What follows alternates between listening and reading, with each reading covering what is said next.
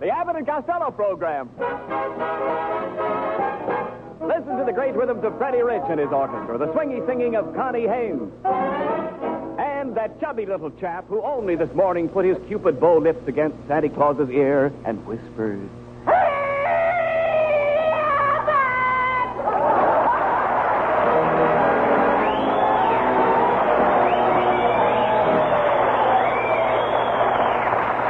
Hey, Costello, what are you doing here tonight all dressed up like Santa Claus? Oh, I'm putting on a Christmas party tonight, Abbott. Yeah? For my little brother, Sebastian.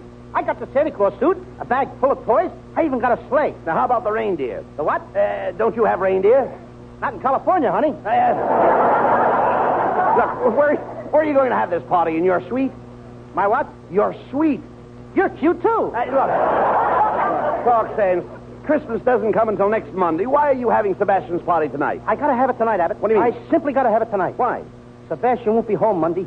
He's joining the Marines. The Marines? That's ridiculous. How could little Sebastian join the Marines? He's only 5 years old. He lied about his age. What a party this is gonna be tonight. What a party. What do you mean? My whole family's gonna be there. We're gonna have an all-electric Christmas. An all-electric? All-electric Christmas. What do you mean by that? Well, now let me see. What page? Oh, yes. I got it. An all-electric... That all-electric Christmas, what about it? Well, Sebastian is getting an electric train. Yes. My mother's going to get an electric washing machine, and my father's getting an electric razor. And what about your Uncle Artie Stebbins? He's getting the electric chair. Look, Costello, how about the tree? Did you buy a Christmas tree? I bought the biggest Christmas tree you ever saw, Abbott. That's well. I just got it through putting it up in the living room. That's fine. What a tree. Mm-hmm. It's 6 feet higher than the ceiling. Oh, it's a shame you have to cut the top off. That's the way I felt. So I cut a hole in the ceiling. You cut a hole in the ceiling of our living room? Yep. This will be the first year we ever had a Christmas tree in our bathroom. Look, I don't know what... Look, all right, forget about it. Look, Costello, what kind of a tree did you get? Is it a fir tree? Yeah. It's one of those great big... What'd you say? I said it is a fir tree. Is it a fir tree? Yes. Who ever heard of a tree made out of fir? I'm only asking It's you. made out of wood, like any other tree. Of course. Is it a fir? Nope. Listen, I'm a dope. Of course it's made out of wood, you dummy. I'm not talking about fur, F-U-R. The fur I mean has an eye in it. The fur you mean has an eye in it? Yes. Just one eye? Certainly there's just one eye in fur. Oh, ain't that nice? A one-eyed fur. What kind of animals do you run around with? Animals. I'm trying to find out what kind of a Christmas tree you bought. Hey, look, what kind of bark did it have? What kind of bark? Yes. Didn't you notice the tree's bark? No, I have my earmuffs on. I couldn't hear a thing. No. Bark. The tree's outside. The tree is outside. Certainly. What's it doing outside? Now, I thought I brought it inside the house. Look. Did you put it out? Costello, look, let's not... Now, you bring that Christmas tree in the house. Here, Costello, please. The bark of a tree is the outer coat. Did the tree have a rough coat? No. But the girl that sold it to me had on a smooth sweater. Will you listen to me, please? The bark is the coat on the trunk of a fir tree. Now the tree has a trunk. Yeah, of course. That's probably where he keeps his coat and furs. Look, Costello, I'm going to... Silly. I know, there's nothing silly about it. If you listen, I'm going to try to explain this to you. Look, all Christmas trees belong to the Pine family. Oh, no, they don't. My Christmas tree belongs to me. Let the Pine family get their own. No. Never mind the Pine family. I'm talking about the pine tree. We get pitch from pine. We get what? Didn't you ever get pitch from a pine tree? No, I never rode a pine tree, but I got pitched off a horse once. No. I'm talking about pitch. Pitch tar. Didn't you ever hear of pine tar? No, but I heard of a tree tar. Tree tar? Yeah, clang, clang, clang, went the tree tar.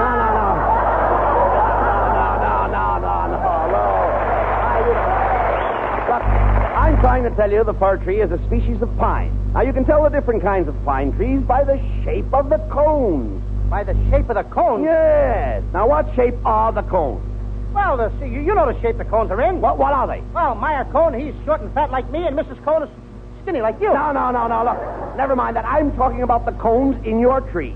You're talking about the cones in my tree? Yes. What would the cones be doing in my tree? Now, I bought it from A. Green. All right, never mind that. You bought it. Cones got nothing to do with it. Look, Costello, for the last time, you bought a Christmas tree, didn't you? Yeah. All right, now, a Christmas tree is an evergreen tree that belongs to the pine family. Now, it's a fir tree. It has a rough coat or bark.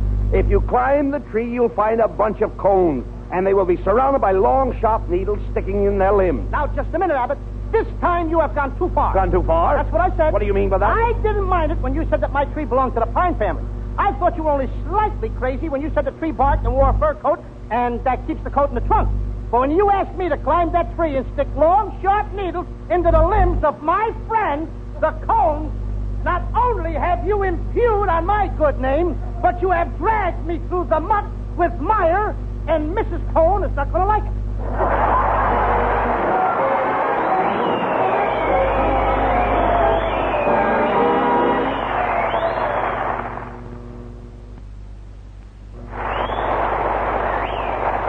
Well, Costello, let's get the house all ready for your party. Did you put the tinsel on the Christmas tree? No, I couldn't find any tinsel this year, Abbott. So I trimmed the tree with spaghetti, and boy, does it look beautiful. Oh, what's beautiful about trimming a tree with spaghetti? Every time I plug it in, the meatballs light up. You talk sense. Please, Costello, I hope you've taken care of the party. Oh, sure, I'm going to serve ham sandwiches with mustard roll. Mustard roll is for a cold. Well, this is cold ham. Hey, wait a minute. Come in. Mr. Costello? Yeah, You ordered some wood for your fireplace. that's right. I'm here with a load.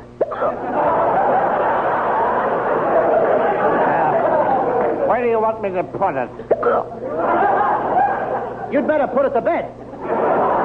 Look, please, let's not waste any time. Just pile the wood there in the corner. Now, come on, Costello. We better start putting the gifts around the tree. By the way, what kind of a present did you buy for Connie Haynes? Oh, Abbott, I bought her the most beautiful corsage. That's swell. No, not corsage. You mean Corsage, it's no, good. no. You mean corsage. AGE is pronounced age, as in corsage and garage. Where did you get the corsage? Oh, from the man who comes to collect the garbage. No.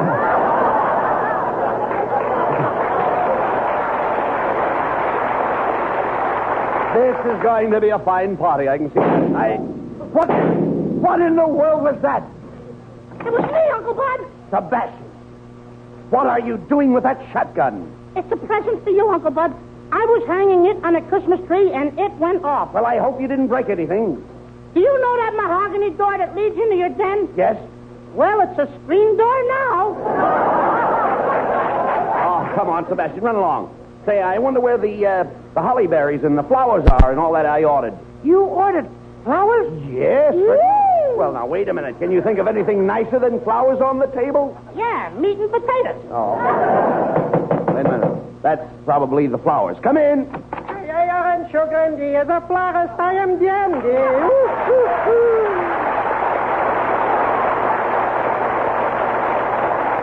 Kitzel, don't tell me you're a florist. That's right. As the big rose said to the little rose, hiya, bud. Yeah, but what did you bring this guy over for anyway? I don't want any flowers. The last time I smelled a nasturtium bum, I got a big bump on my nose. A nasturtium. A nasturtium. That's nasturtiums. There's no bee in it. There was a bee in this one. There was a bee. That stings. Look, pay no attention to Costello, Kitzel. By the way, what kind of flowers have you got? Did you bring me any pansies? No, I'm sorry. When I went out in the garden this morning, I discovered my pansies were drooping. Well, why don't you wear suspenders? Never mind that. What did you bring us, Kitzel? Well, I brought you some of those beautiful brass flowers. Brass flowers? Yeah, petunias.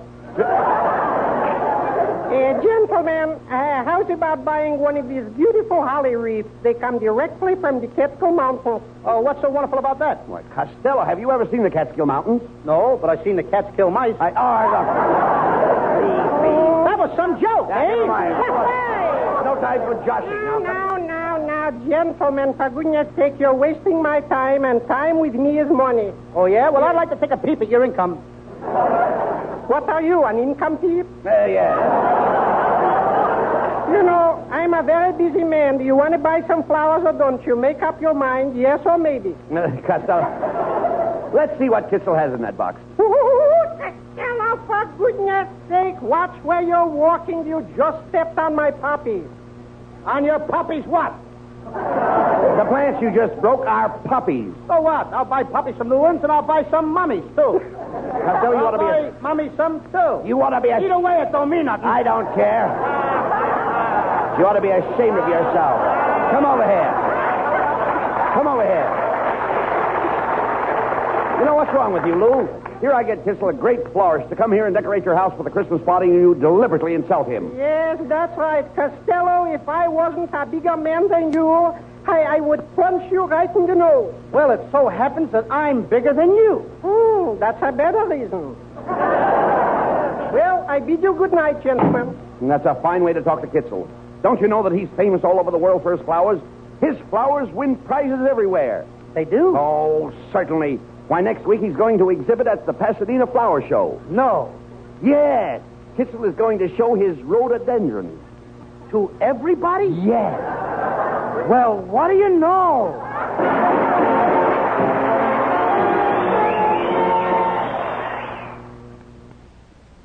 There isn't going to be any party. Now, if you'll go to sleep like a good little boy, your brother Louie will tell you a nice bedtime story. Will you tell me the one about the farmer's daughter? What?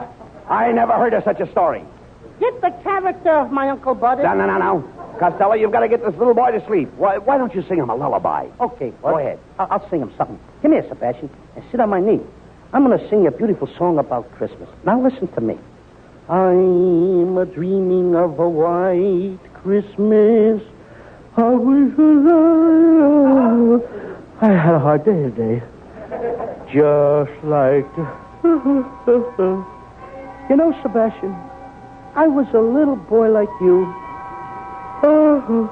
And I was a bad boy, too. I remember how my mother...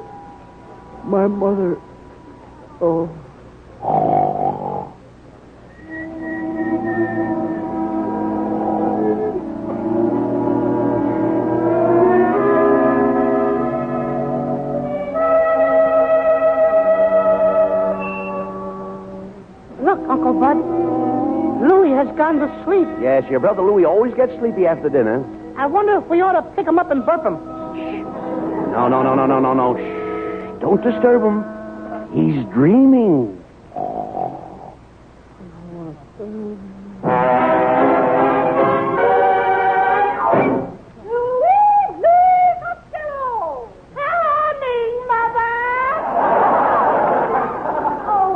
Just look at you, Louie, on Christmas Eve, too. How did you get your clothes so muddy? Oh, Ma, I was trying to pull a worm out of the ground. What happened? The worm pulled first. Oh, I'll see who's at the door. You go wash your dirty face. Oh, why can't I just cover the dirt up with powder like you do? Merry Christmas, Why, it's the little Abbott boy and the Niles boy. Yeah, we came over to stay with Louie tonight. Kenny Niles' teacher's pet. Is your father riding a bird tonight, Kenny? Oh, Kenny's father riding a bird. Whatever gave you that idea? I heard his mother say he was out on a bat last night. Shame on you, Louie. Mrs. Costello, I'm no stool pigeon, remember? What happened is a snitcher? You shut up. You shut your shut up. It's a dirty snitcher. Louie came Knock over. that off my shoulder. I will I'm after. only kidding. I'll get around to you, Louie. Don't worry.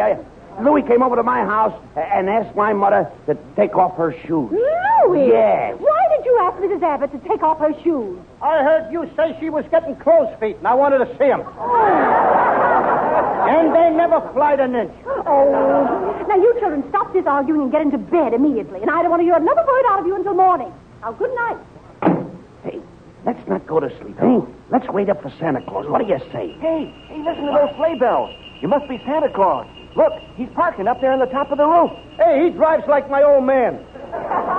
Look, he's getting ready to slide down the chimney.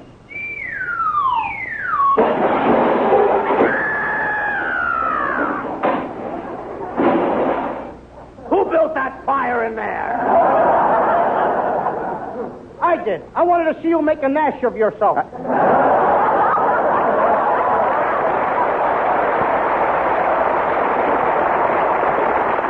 Gee, Santa Claus, I hope you brought us some nice presents. Only the boys who aren't listed in my big black book get presents. Louis Costello, I have a report I got from your school teacher. Wait a minute. Do you have to read it now? Yes, it says here that you painted all the blackboards red, you chopped off the legs of the chairs, you put a goat in the cloakroom, you filled the inkwells with glue, and you put frogs in all the lunch boxes. Yeah. What do you say to that? None of us is perfect.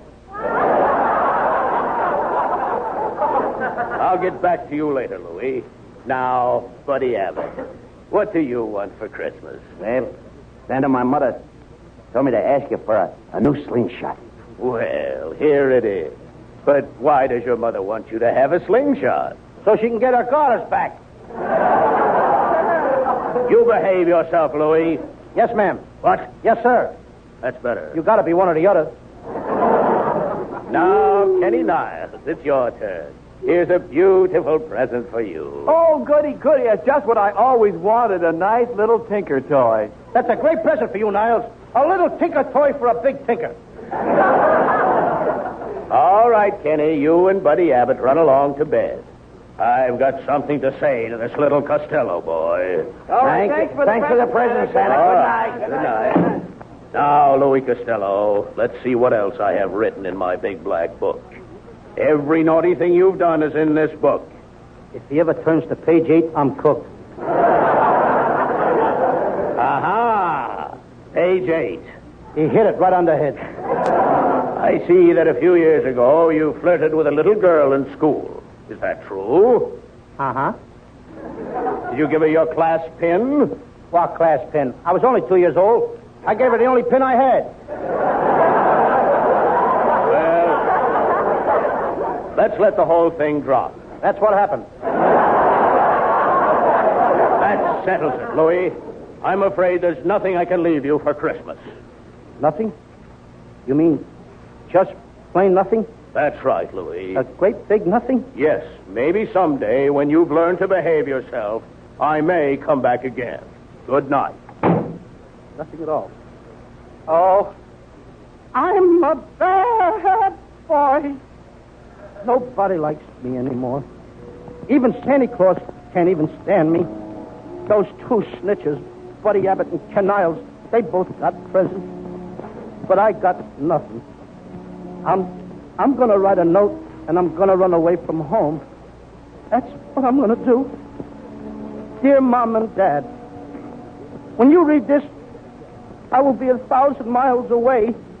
And don't try to find me because I'm not ever going to come back anymore. Maybe when I'm old, about 10 or 11 years old. And then after I make $1 million, everybody will be sorry that they were so mean to me, especially those two snitchers, Abbott and Niles. Listen, everybody, please don't forget to feed my little pet skunk twice a week. There's a clothespin hanging by his cage. P.S. Mom, don't forget to let my turtle swim in a bathtub on Saturday nights. Please do this for me. Your loving son, Louis Costello.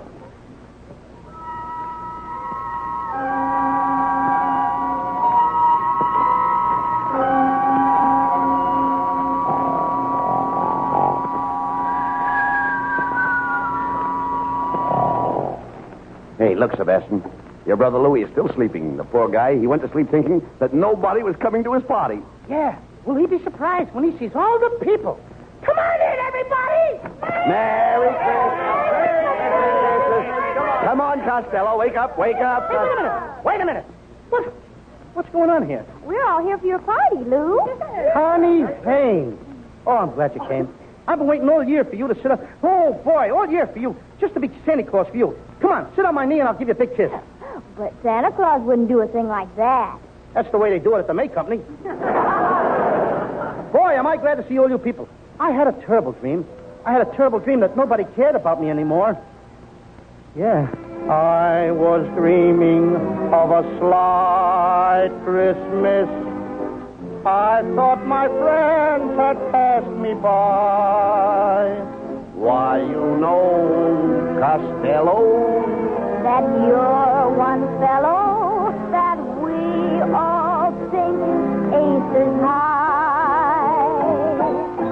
You are loved by both the kids and old folks, though you have whiskers on your jokes. May your life be merry and bright, and may all our Christmas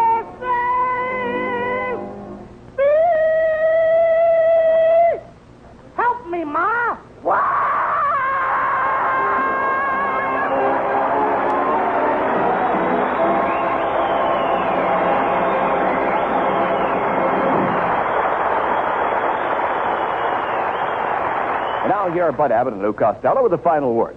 Thanks, Ken. Lou and I just want to wish everybody, everywhere, a very, very Merry Christmas. That's right, folks. And this year, hang a war bond on your Christmas tree so that our boys can hang a sock on Hitler's jaw. Good night, and a Merry Christmas, folks.